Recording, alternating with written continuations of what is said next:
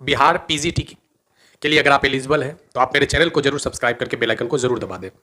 PGT related मैंने एक पहले भी वीडियो को अपलोड कर दिया है जो आपके सिंधु घाटी सभ्यता से ही है।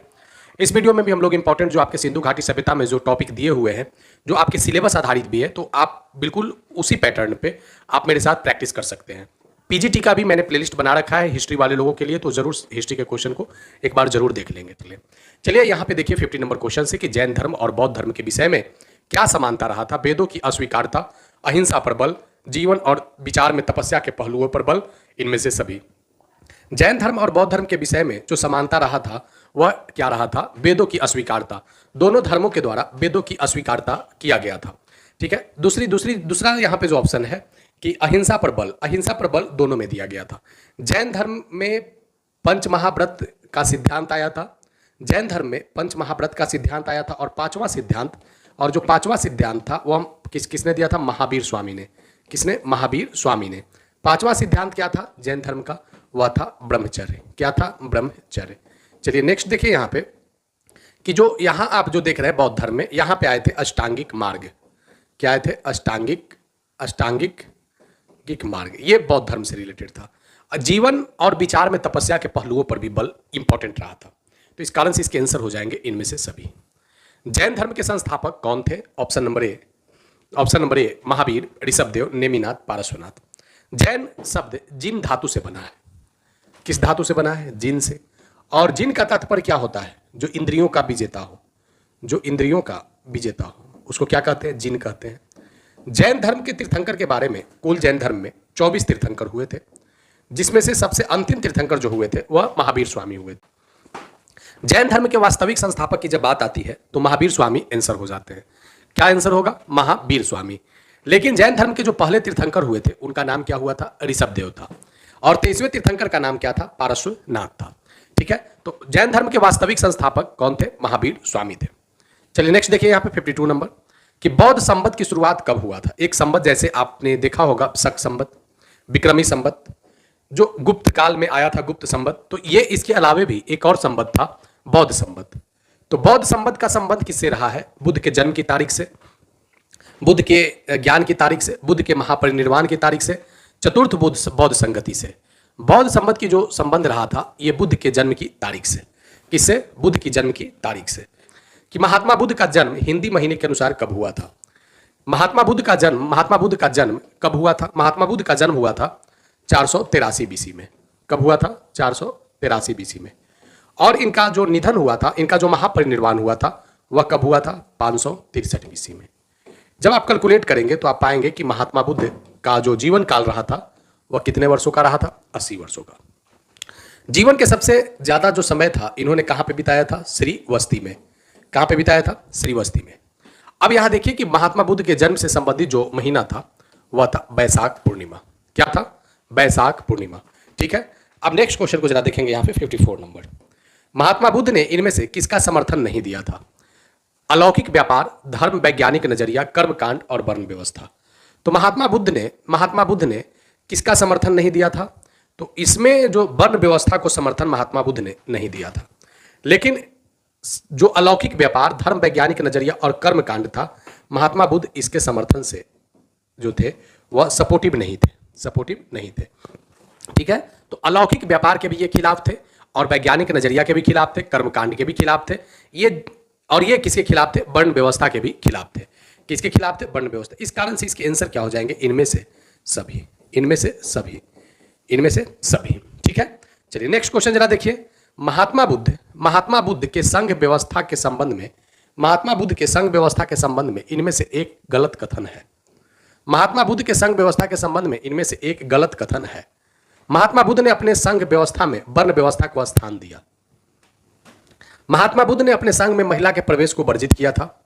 महात्मा बुद्ध ने संघ में 8 सिद्धांत प्रतिपादित किए थे और महात्मा बुद्ध की संघ में प्रथम महिला आम्रपाली थी। इसका जो सही आंसर नहीं है, वो जो गलत आंसर है वो ऑप्शन नंबर डी हुआ।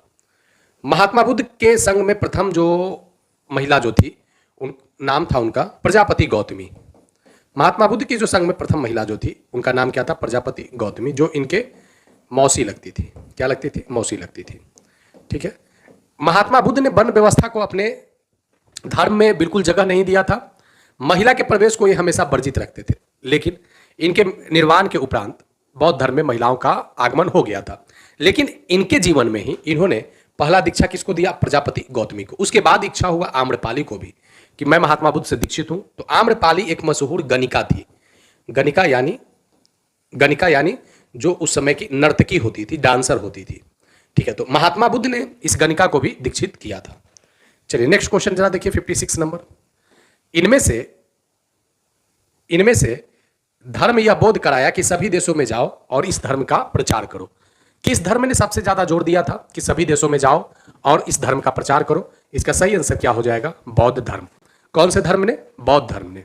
चलिए नेक्स्ट क्वेश्चन जरा देखिए कि युद्ध में भले ही कोई 1000 आदमियों पर विजय प्राप्त कर ले, युद्ध में कोई भले ही 1000 आदमियों पर विजय प्राप्त कर ले, लेकिन अपने इंद्रियों पर विजय प्राप्त करने वाला क्या कहलाता है? योद्धा कहलाता है। बताइए कि यह कथन किसका था? महात्मा बुद्ध, चाणक्य, महावीर, अश्वघोष। इसका सही आंसर होगा ऑप्शन नंबर ए, महात्मा बुद्ध। क्योंकि महात्मा बुद्ध और महावीर दोनों इंद्रियों से संबंधित जो क्रियाकलाप होते थे उस पर ये नियंत्रण रखने की बात हमेशा अपने सिद्धांत और उपदेशों में रखा था। ठीक है, नेक्स्ट चलिए जरा देखिए कि बुद्ध के आदेशों का विश्लेषण किस आधार पर किया जा सकता है? महात्मा बुद्ध ने जो भी आदेश दिए उस आदेश का विश्लेषण किस आधार पर कर सकते हैं? मनोवैज्ञानिक आधार, दर्शन आधार, उपनिवेशवाद आधार, वैदिक आधार। इनका जो विश्लेषण का जो आधार रहा था वो मनोवैज्ञानिक आधार रहा था। बुद्ध आधार क्या रहा था? मनोवैज्ञानिक आधार रहा था। चलिए नेक्स्ट क्वेश्चन जरा देखिए। दुख की स्थिति से अंत में किसकी प्राप्ति से समाप्त किया जा सकता है? दुख की स्थिति के संबंध में किसकी प्राप्ति से समाप्त किया जा सकता है? ज्ञान की प्राप्ति से, निर्वाण से, जन्म से, संस्कार से हटकर। तो दुख की स्थिति में अंत में किसकी प्राप्ति से समाप्त किया जा सकता है? तो ज्ञान की प्राप्ति और जानने से क्या हो सकता है? दुख की समाप्ति हो सकता है। सिंधु सभ्यता के अधिकांश निवासी किस प्रजाति के थे? निग्रोड, भूमध्यसागरीय, ऑस्ट्रेलियान, मंगलायड। सिंधु घाटी सभ्यता एक प्राचीन सभ्यता था और ये यहाँ के अधिकांश जो निवासी थे वह भूमध्य सागरीय थे। कहाँ के थे? भूमध्य सागरीय थे। सिंधु सभ्यता के लोग किस धातु से अपरिचित थे? बताइए, इसका आंसर कीजिए। सोना, तांबा, चांदी, लोहा। तो सिंधु घाटी सभ्यता में लोहे का कोई भी एविडेंस नहीं मिला है, तो इसका आंसर क्या हो जाएगा? डी, लोहा। नेक्स्ट क्वेश्चन जरा देखिए कि सिंधु कालीन तिथि के उत्खनन के आधार पर क्या निर्धारित किया गया है? 1520 बीसी, 2520 बीसी, 2720 बीसी, 3020 बीसी। देखिए इसका आंसर क्या होगा कि सिंधु घाटी सभ्यता जो रिलेटेड है वो 3200 बीसी से इसकी शुरुआत होते हैं, लेकिन बहुत ऐसे बुक है जहां पे आपको 2720 बीसी भी देता है और 2800 बीसी भी देता है। ठीक है, तो यहाँ पे जो हम जो रेफरेंस यहाँ पे जो दे रहे हैं 2720 बीसी या आपकी एनसीईआरटी आधारित है। सिंधु के लोग किसकी पूजा करते थे? देखिए सिंधु घाटी के लोग इंद्र, अग्नि, वरुण, पशुपति। तो इंद्र, अग्नि और वरुण को ये आर्यों का देवता मानते थे। किसका देवता मानते थे? आर्य का। ये लोग जो पूजा करते थे वो पशुपति का। किसकी पूजा होते थे? पशुपति का। चलिए नेक्स्ट क्वेश्चन जरा देखिए यहाँ पे। Next question 64 number. सिंधु सभ्यता के पतन के क्या कारण थे? जलवायु परिवर्तन, भूकंप आना, बाढ़ आना, आर्यों का आक्रमण। सिंधु सभ्यता के पतन के जो कारण थे वह सभी थे जलवायु परिवर्तन। तो इसके सही आंसर क्या हो जाएंगे? जलवायु परिवर्तन और आर्यों का आक्रमण और बाढ़ आना। तो यहां जो रिलेटेड है पतन के नहीं कारण थे, तो भूकंप आना सिंधु सभ्यता के पतन के कारण में से नहीं थे। चलिए नेक्स्ट क्वेश्चन जरा देखिए। सिंधु सभ्यता का ज्ञान हुआ अभिलेख से, साहित्य से, उत्खनन से, इनमें से सभी। सिंधु घाटी सभ्यता का जो ज्ञान हुआ था वह आपको प्राप्त हुआ था उत्खनन से। किससे प्राप्त हुआ था? उत्खनन से। अच्छा, इसमें एक और चीज देखिए, किससे प्राप्त हुआ था? अभिलेखों से भी, सिंधु घाटी सभ्यता के अभिलेखों से भी प्राप्त हुआ है और साहित्य से भी। किससे? साहित्य से भी। जो सिंधु घाटी सब और किससे प्राप्त हुआ है? साहित्य से। इसका सही आंसर क्या हो जाएगा? ऑप्शन नंबर डी इसका सही आंसर हो जाएगा। चलिए नेक्स्ट क्वेश्चन जरा देखिए कि सिंधु घाटी सभ्यता में मोहनजोदड़ो का प्रमुख सार्वजनिक स्थल कौन सा था? दुर्ग, नदी, तालाब, स्नानागार। मोहनजोदड़ो का जो सबसे महत्वपूर्ण जो था वह था क्या? स्नानागार। क्या था? स्नानागार। ठीक है, नेक्स्ट चलिए जरा देखिए यहाँ पे कि 67 नंबर। सिंधु सभ्यता कैसा था? पितृ प्रधान, माता पिता के समान अधिकार, मातृ प्रधान, पुरोहित प्रधान। सिंधु घाटी सभ्यता का जो समाज था वह मातृ प्रधान था। कैसा समाज था? मातृ प्रधान। इसके अलावा जो यहाँ की महिलाएं जो थे उन्हें स्वतंत्र रूप से जीवन यापन करने का भी अधिकार था। कहाँ की महिलाओं को? सिंधु घाटी सभ्यता की महिलाओं को। सिंधु घाटी सभ्यता के बारे में हमने पहले भी बताया है कि ये सभ्यता एक नगरीय सभ्यता था। ठीक है, ये सभ्यता क्या था? एक नगरीय सभ्यता था। चलिए नेक्स्ट क्वेश्चन जरा देखिए 68 नंबर। सभ्यता का एक स्थल लोथल, सभ्यता का एक स्थल लोथल कहां पर अवस्थित है? पंजाब, गुजरात, राजस्थान, हरियाणा। लोथल का संबंध है गुजरात से। B is right answer. Next जरा देखिए कि इनमें से कौन से पुरातत्वविद ने मोहनजोदड़ो के उत्खनन से संबंधित थे? राखल दास बनर्जी, दयाराम साहनी, जॉन मार्शल, के एम दीक्षित। मोहनजोदड़ो के उत्खनन से जो संबंधित रहे थे वह थे कौन? पुरातत्वविद मोहनजोदड़ो से जो संबंधित रहे थे वह थे राखल दास बनर्जी। कौन थे? राखल दास बनर्जी। दयाराम साहनी का संबंध रहा था हड़प्पा से। कहां से? हड़प्पा से। चलिए नेक्स्ट क्वेश्चन जरा देखिए, सिंधु घाटी में किसका व्यापारिक संबंध रहा था? सिंधु घाटी के सभ्यता के लोग का संबंध सुमेर, ईरान, बहरीन, ये सभी, तो ये सभी देशों के साथ सिंधु घाटी सभ्यता के लोग लोथल बंदरगाह से व्यापार करते थे। Sumer, Iran, Bahrain. Next question जरा देखिएगा कि स्वतंत्रता के उपरांत किस प्रांत में सबसे अधिक सिंधु घाटी के स्थल खोजे गए थे? स्वतंत्रता के उपरांत भारत में किस प्रांत के सर्वाधिक सभ्यता के स्थल खोजे गए? तो इसका आंसर क्या हो जाएगा? गुजरात में। कहां हो जाएगा? गुजरात में। 72 नंबर जरा क्वेश्चन देखिएगा यहां पे कि निम्नलिखित में से कौन सी प्राचीन सभ्यता सिंधु के समकालीन था? सिंधु के समकालीन में ऐसे आता है मिस्र की सभ्यता, सुमेर की सभ्यता, मैसेडोनिया की सभ्यता, इनमें से सभी। ऑप्शन नंबर ए मिस्र की सभ्यता। किसकी सभ्यता? मिस्र की सभ्यता। चलिए नेक्स्ट जरा क्वेश्चन देखिएगा 73 नंबर कि सिंधु सभ्यता के विनाश आक्रमणकारी आर्यों ने किया था। ये किसका कथन है? John Marshall, John cartridge, LS Martin, filler. तो ये इसका जो आंसर होगा वह John Marshall. John Marshall British सरकार के पुरातत्वविद थे, आर्कियोलॉजी से जुड़े हुए थे, ताकि सिंधु सभ्यता के पतन का जो कारण है वो आर्य है। सिंधु सभ्यता में कौन सा स्थान समुद्र व्यापार के मुख्य केंद्र के रूप में माना जाता था? कालीबंगा, धौलावीरा, लोथल, रावलपिंड। सही आंसर होगा ऑप्शन सी, लोथल गुजरात में, जिसे डॉकयार्ड भी कहते हैं, जिसे गोदीबाड़ा भी कहा जाता है। और ये लोथल क्या था? एक व्यापारिक बंदरगाह था। नेक्स्ट क्वेश्चन जरा देखिएगा कि सभ्यता मानव इतिहास के किस काल से संबंधित रहा है? पूर्व पाषाण काल, नवपाषाण काल, ऐतिहासिक काल, आदि ऐतिहासिक काल।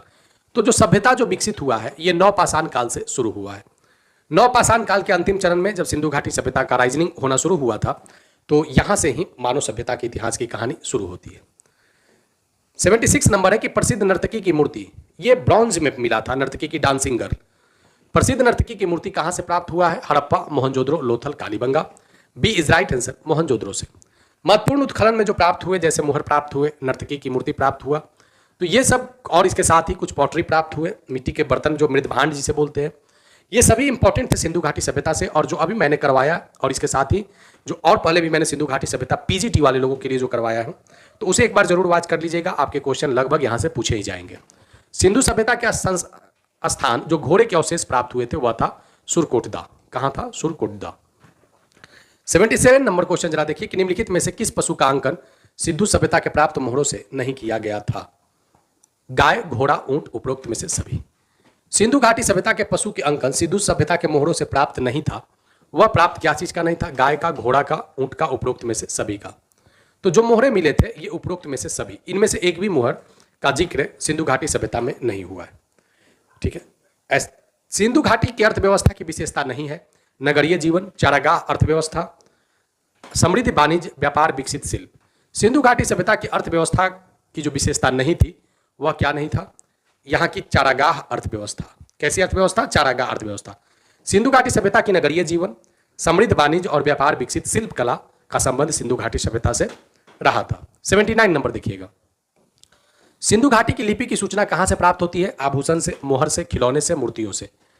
सिंधु घाटी की जो स्क्रिप्ट है 26 स्क्रिप्ट स्टडी किए गए हैं। और ये स्क्रिप्ट कहां से मिले हैं? तो ये स्क्रिप्ट मिले हैं मोहर से। किससे मिले हैं? मोहर से, जो स्टाम्प होते हैं, मोहर होते हैं। ठीक है, चलिए नेक्स्ट देखिए, वर्तमान में सिंधु घाटी की सर्वाधिक उपयुक्त क्या नाम होना चाहिए? सिंधु घाटी की सर्वाधिक उपयुक्त नाम सिंधु घाटी सभ्यता, द्रविड़ सभ्यता, कालीबंगन सभ्यता, हड़प्पा सभ्यता। तो सिंधु घाटी सभ्यता को हम लोग एक और नाम से जानते हैं, हड़प्पा सभ्यता के नाम से। इस कारण इसका आंसर क्या हो जाएगा? डी।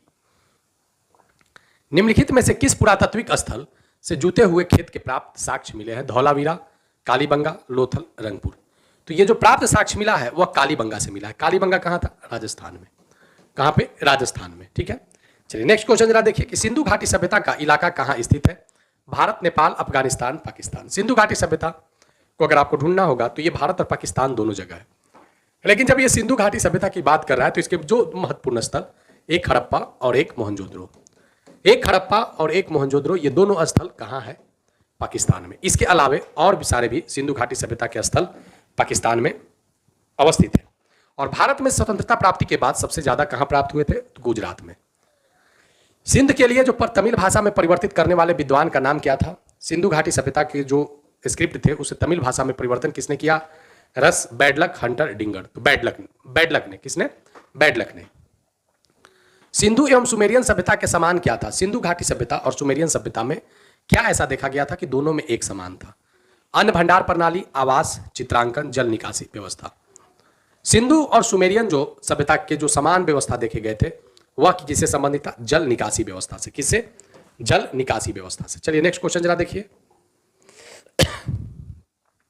वर्तमान भारतीय जीवन का वह क्षेत्र, वर्तमान भारतीय जीवन का वह क्षेत्र जो आज भी सिंधु घाटी से परंपरा, सिंधु घाटी सभ्यता से प्रेरणा ले रहा है, तो वह क्या है? काष्ठ कला, मूर्ति कला, नगर जीवन। तो इसका सही आंसर क्या होगा? ऑप्शन नंबर सी, नगर जीवन। सिंधु घाटी सभ्यता का जो नगरीय जीवन था यह सबसे उत्कृष्ट रहा था। तो नगर जीवन जो इसका वाटर ड्रेनेज सिस्टम था या इसका जो सड़क का बनावट था या घरों का जो बनावट था, यह अपने आप में एक उन्नत सिविलाइजेशन था। सिंधु सभ्यता में युगल समाधान यानी दो एक मेल और एक फीमेल, जो एक मेल और एक फीमेल का जो समाधान यानी उनके जो डेथ बॉडी मिले हैं, डेथ बॉडी जो दफनाया हुआ था, इसका साक्ष्य कहां से मिला है? आलमगीरपुर, बनवाली, लोथल, कालीबंगा। इसका सही आंसर होगा ऑप्शन नंबर डी, कालीबंगा। इसका सही आंसर होगा option number C, Lothal. 87 number जरा देखिए। सिंधु सभ्यता में निम्न में से किस वस्त्र का उल्लेख मिलता है? सूती, रेशम, सतिका, दुक्कुल। Option number A is right answer, सूती वस्त्र का प्रमाण मिलता है। लोथल स्थित है बलूचिस्तान, सिंध के मुहाने पर, खंबात की खाड़ी में, कच्छ के रण में। लोथल स्थित है, लोथल जो स्थित है ये खंबात की खाड़ी में। कहां पे? खंबात की खाड़ी में। 89 नंबर, पशुपति जो मुहर प्राप्त हुए हैं ये कहां से मिले थे? तो ये मिले हैं कहां से? मोहनजोदड़ो से। कहां से मिले हैं? मोहनजोदड़ो से। सी इज राइट आंसर। 90 नंबर देखिए कि सिंधु का जो व्यापार होता था ये ईरान, इराक, रोमानिया, वहां पे हमने बहरीन भी किया था। हड़प्पा में ईंटों का अनुपात क्या था? 4:3:1। सिंधु सभ्यता को हड़प्पा सभ्यता इसलिए कहा जाता था कि सिंधु सभ्यता का खोज हड़प्पा में हुई थी। हड़प्पा सिंधु घाटी में अवस्थित है। हड़प्पा सिंधु नगरों में सबसे बड़ा था और अग्नि वेदिका का प्रमाण मिला है। सिंधु सभ्यता में जो सबसे पहले जो खोज हुई थी वह हड़प्पा की हुई थी। यह सबसे मेजर फैक्ट था जिस कारण से सिंधु सभ्यता को हड़प्पा सभ्यता भी कहते हैं। नालियों के विषय में निश्चित रूप से, नालियों के विषय में निश्चित रूप से अब तक खोजी गई सर्वथा संपूर्ण प्राचीन प्रणाली है, यह कथन किसका था? कनिंघम, रकमदास, बनर्जी, मैके। यह कथन था मैके का कि जो सिंधु घाटी सभ्यता की जो नालियों की विशेषता थी यह निश्चित रूप से अब तक खोजी गई जितनी सभ्यता है उसमें सबसे प्राचीन प्रणाली है। मोहनजोदड़ो में कुल कुओं की संख्या कितने थे, कितने वेल थे? तो यहाँ पे ऑप्शन ए जो है वह सही है, 700 कुएं थे मोहनजोदड़ो में। मेसोपोटामिया में किस आकार के मोहर प्राप्त हुए हैं? तो बेलनाकार। कैसा? बेलन आकार का मोहर प्राप्त हुआ था मेसोपोटामिया में। कैसा? बेलन आकार का। दिलमानु नामक द्वीप कहाँ संभवतः था? दिलमानु नामक द्वीप संभवतः कहाँ था? मेसोपोटामिया, चीन, फारस, Bahrain. C is right answer, फारस में। कहां पे? फारस में। 97 नंबर जरा देखिए कि हाजा नामक पक्षी मेसोपोटामिया में किसे कहते थे? कबूतर, तोता, गोरैया, मोर। तो हाजा कहा जाता था मोर को। किसको कहा जाता था? मेसोपोटामिया में मोर को। मेसोपोटामिया की सभ्यता सिंधु घाटी सभ्यता से 10,000 साल पहले की सभ्यता थी। समन नामक महिला एवं पुरुष कौन होते थे? मंदिर के पुजारी, घर के रखवाले, जादुई इलाज करने वाले। तो सी इज राइट आंसर, जादुई इलाज करने वाले और खुद को ईश्वर के समीप बताने वाले को सिंधु घाटी सभ्यता में क्या कहा जाता था? समन नामक ये महिला या पुरुष होते थे। सिंधु घाटी सभ्यता का सबसे लंबे अभिलेख में कितने चिन्हों का प्रयोग हुआ है? तो इसका आंसर हम लोग कर चुके हैं, 26 चिन्हों का उपयोग हुआ है। कितने चिन्हों का? 26 चिन्हों का। सिंधु घाटी सभ्यता में जैस एक प्रकार का क्या था? तो यहां पे ही देख लीजिए इसका आंसर क्या होगा। जैस एक प्रकार का उपरत्न था। क्या था? उपरत्न था। देखिए यहाँ पे नेक्स्ट क्वेश्चन है कि सिंधु घाटी सभ्यता में चोलिस्तान किसे कहां अवस्थित था? तो चोलिस्तान अवस्थित था पंजाब, हरियाणा, राजस्थान, थार, पाकिस्तान के रेगिस्तानी क्षेत्र में। तो जो ये आप थार जो देख रहे हैं, थार डेजर्ट, तो इसके जो क्षेत्र, जो कुछ क्षेत्र जो पाकिस्तान में रेगिस्तानी क्षेत्र कहलाते हैं, इस क्षेत्र को सिंधु घाटी सभ्यता में चोलिस्तान के नाम से जाना जाता था। चलिए नेक्स्ट क्वेश्चन यहाँ पे, अभी हम लोग यहाँ पे जो किए और लास्ट एंडिंग आपका सिंधु घाटी सभ्यता से रिलेटेड टॉपिक हुआ है। इंपॉर्टेंट क्वेश्चन है, ऐसा आशा किया जा सकता है कि जो सिंधु घाटी सभ्यता जो आपके पीजीटी का सिलेबस है ये आपका यहाँ पे कंप्लीट हुआ। अब इसके अलावा जो टॉपिक है उसको भी हम लोग कंप्लीट कर लेंगे, क्योंकि बहुत शॉर्ट ड्यूरेशन दिया गया है, तो शॉर्ट टाइम में जो इंपॉर्टेंट क्वेश्चन है उसी को हम लोग करेंगे। साथ ही आप इसी चैनल में बिहार 7th फेज शिक्षक बहाली में आप जाइए और वहाँ पे जो भी इतिहास के क्वेश्चन है, चाहे वो महामैराथन के हो या आपके वन लाइनर हो, ऑब्जेक्टिव हो, उसे सारे वीडियो को आप एक बार जरूर वॉच कर लें। साथ ही अगर आप जियोग्राफी, इकोनॉमिक्स और पॉलिटी से भी अगर आप जुड़े हुए हैं तो आप बिहार 7th फेज शिक्षक बहाली वाले प्लेलिस्ट को एक बार जरूर देखिए, क्योंकि वहाँ पे आपके जो कंटेंट है वो आपके लिए यूजफुल है आपके पीजीटी एग्जाम तक के लिए। फिर मिलेंगे नेक्स्ट वीडियो में। आप चैनल को सब्सक्राइब जरूर करके बेल आइकन को दबा दीजिएगा। वीडियो को लाइक और शेयर करना बिल्कुल ना भूलें।